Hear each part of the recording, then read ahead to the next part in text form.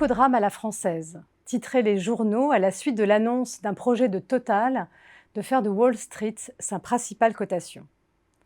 Après tout ce qu'on a fait pour vous, aurait dit le président de la République au patron de Total devant un parterre de dirigeants du CAC 40.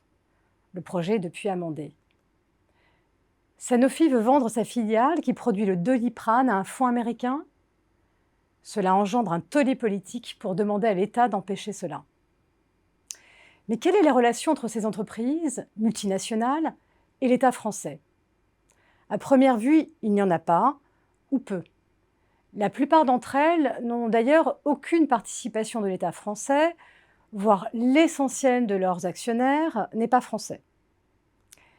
Les entreprises sont de droit privé, répondent à des codes qui relèvent du fonctionnement du marché, elles n'ont pas d'objet politique, au sens grec du terme, mais doivent faire des profits pour assurer leur développement et leur survie.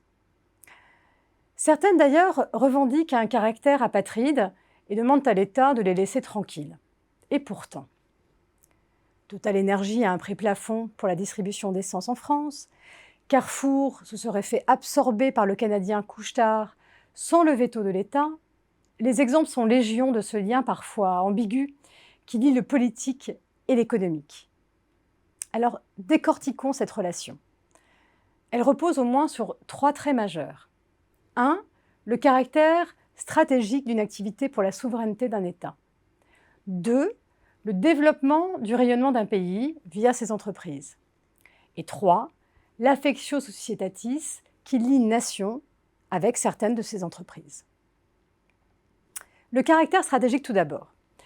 Les États ont progressivement, notamment depuis la fin de la guerre froide, défini des listes d'entreprises dites stratégiques.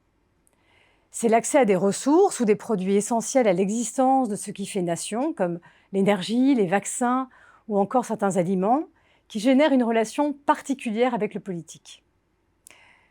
La liste de ces secteurs dépend d'ailleurs des choix qui sont faits par les différents États de ce qui fonde la sécurité de ses citoyens.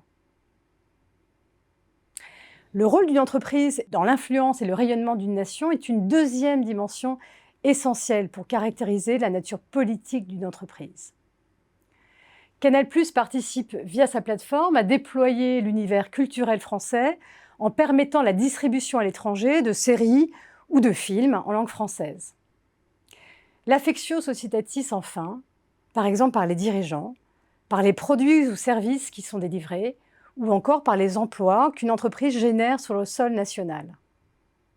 Ainsi, polytechniciens ou énarques, les dirigeants de certaines entreprises sont historiquement issus des mêmes études que certains hauts fonctionnaires de l'appareil d'État, et ils conversent régulièrement.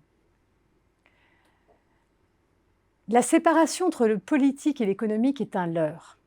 L'un a besoin de l'autre, et vice-versa. C'est d'autant plus vrai en période d'incertitude géopolitique. Et d'autres puissances qui ont des formes politiques plus autoritaires, comme la Chine ou la Russie, nous le rappellent bien.